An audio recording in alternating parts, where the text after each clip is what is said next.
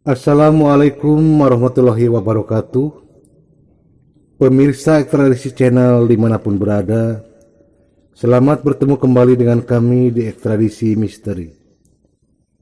Di episode kali ini kami akan menceritakan kisah nyata horor paling menyedihkan yang dialami sepasang kekasih beberapa tahun silam. Namun sebelum ke ceritanya, kami meminta dukungan pemirsa dengan cara like, share, dan juga subscribe, dan juga tekan tombol loncengnya, agar kami makin semangat mencari kisah-kisah nyata horor. Dan seperti apa ceritanya? Inilah ceritanya.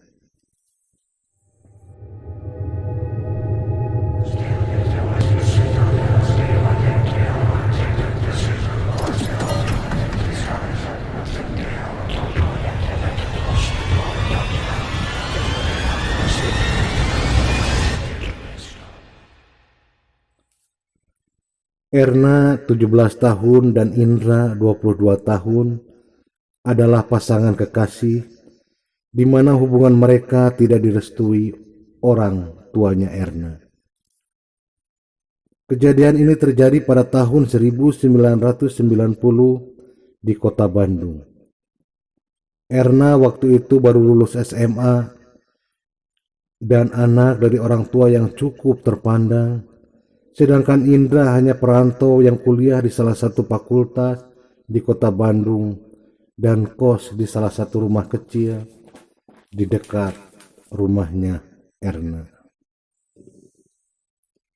Dan setiap berangkat kuliah, Indra selalu melewati rumah Erna karena kebetulan rumah Erna terletak di pinggir jalan raya atau jalan utama.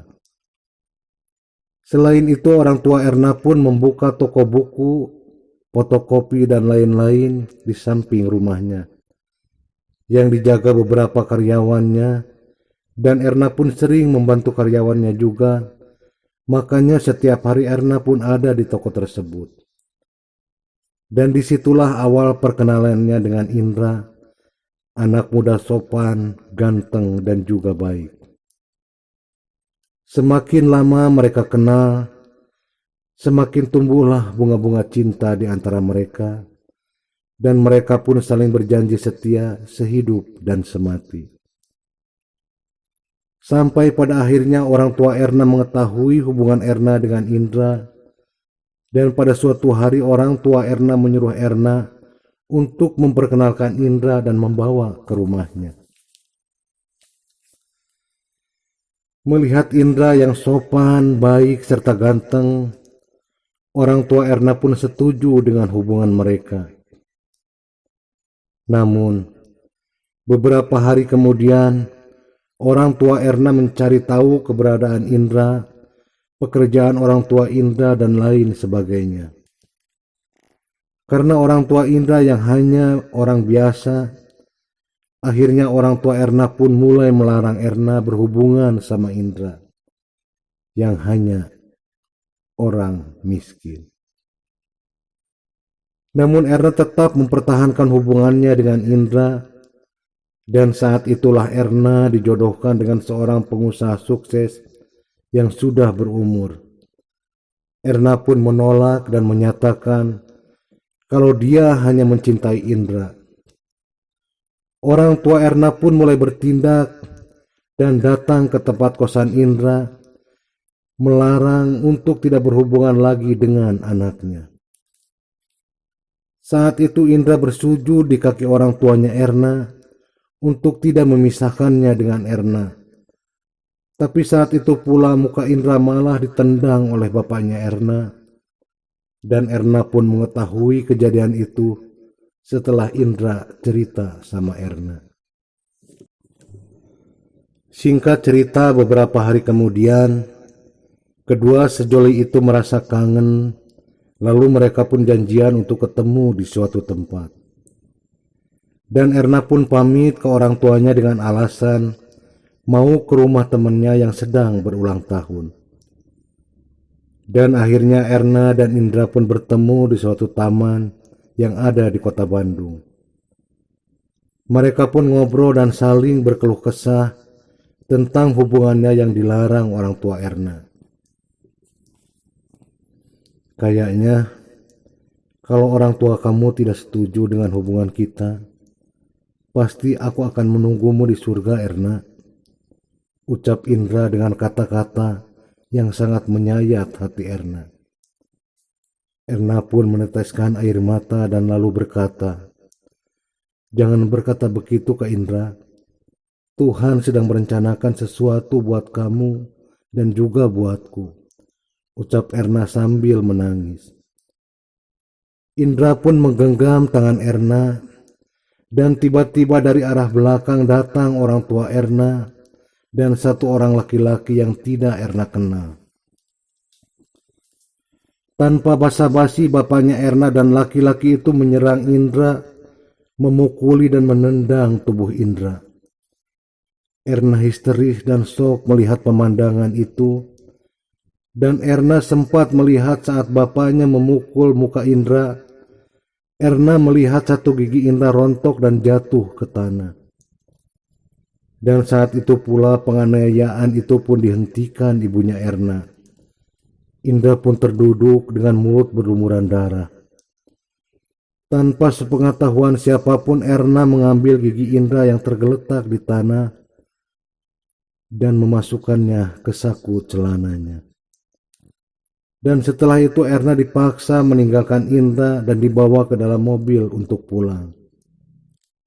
Saat itu hati Erna terasa sangat menyakitkan dengan apa yang baru saja terjadi. Di sepanjang jalan Erna pun menangis. Erna sangat membenci orang tuanya yang telah menghancurkan kebahagiaannya. Semalaman Erna menangis dan tidak keluar dari kamar. Akal sehat Erna pun sudah mulai hilang. Dengan diam-diam Erna mengambil racun pembasmi serangga yang ada di dalam gudang dan membawanya ke dalam kamar. Erna mencoba akan mengakhiri hidupnya dengan cara meminum racun pembasmi serangga tersebut. Namun saat itulah Erna mengurungkan niatnya karena tidak tega jika harus meninggalkan Indra. Singkat cerita, di keesokan harinya sekitar jam 1 siang, saat itu Erna masih berbaring di tempat tidur. Erna mendengar benturan yang sangat keras dari jalan raya depan rumahnya. Dan saat itu pula Erna mendengar banyak orang yang menjerit dan berkerumun. Lalu Erna pun keluar dari kamar dan melihat dari ruang depan. "Ada apa itu, Bi?" tanya Erna sama pembantunya. "Yang tabrakan, Neng, motor sama mobil. Terus yang pakai motor katanya meninggal," ucap pembantunya. "Innalillahi," ucap Erna. "Siapa, Bi?" tanya Erna lagi. "Tidak tahu, Neng, Bibi tidak berani lihat," ucap pembantunya lagi. Lalu karyawan fotokopi datang menghampiri Erna dengan muka sedih dan berkata, "Neng, Indra meninggal, Neng," ucapnya pilu. "Dan yang tabrakan itu Indra, Neng." Mendengar itu Erna tidak kuasa menahan perasaannya dan langsung ambruk pingsan. Erna mengalami serangan jantung ringan dan dilarikan ke rumah sakit. Namun alhamdulillahnya Erna pun pulih kembali dan langsung dibawa lagi ke rumah. Namun Erna belum benar-benar sadar. Erna diam di kamar sambil tiduran. Sekitar jam 10 malam Erna pun sadar, dan saat Erna bangun orang tua Erna sudah ada di kamarnya. Saat itu orang tua Erna menangis dan meminta maaf sama Erna atas perlakuannya selama ini yang melarang hubungannya dengan Indra. Hanya satu kata yang diucapkan Erna saat itu, "Mama dan Bapak sudah berhasil memisahkan aku dengan Indra. Terima kasih, Ma, Pak," ucap Erna sambil menangis. Otomatis ibunya Erna pun menangis dan meminta maaf. Dan setelah itu Erna tidak merespon ucapan-ucapan orang tuanya. Erna pura-pura tidur. Karena Erna akan merencanakan sesuatu. Singkat cerita, sekitar jam 1 dini hari, Erna mendengar suara tangisan laki-laki yang sangat menyayat hati Erna. Erna pun beranjak dari tempat tidurnya, lalu mencari sumber suara tangisan itu, dan ternyata saat Erna menyibakkan gorden, Erna melihat bayangan Indra yang sedang berdiri di pinggir jalan. Di mana disitulah Indra mengalami sakaratul maut. Bukan takut yang dirasakan Erna, justru Erna senang dengan kehadiran Indra yang hanya berupa bayangan. Erna pun langsung ke kamarnya mengambil racun pembasmi serangga yang disimpan di dalam lemari bajunya dan mengambil gigi Indra yang copot karena pukulan bapaknya tempo hari. Erna pun mengendap-endap keluar dari rumah supaya orang tuanya tidak mendengar. Dan saat itu bayangan Indra masih ada dan bayangan itu semakin jelas dan berwujud seperti manusia. Wujud Indra saat itu sangat berbeda. Wajahnya bersinar dan tersenyum sama Erna. Lalu Erna pun mendekat tapi tidak bisa menyentuhnya. Lalu Erna memberikan gigi yang sudah digenggam di tangannya. Tapi Indra hanya tersenyum sambil menggelengkan kepala. Erna hanya bisa menangis lalu meneguk racun pembasmi serangga itu di depan arwahnya Indra. Dan Erna pun tidak ingat apa-apa lagi. Erna berhasil diselamatkan dan dibawa ke rumah sakit. Akhirnya Erna pulih.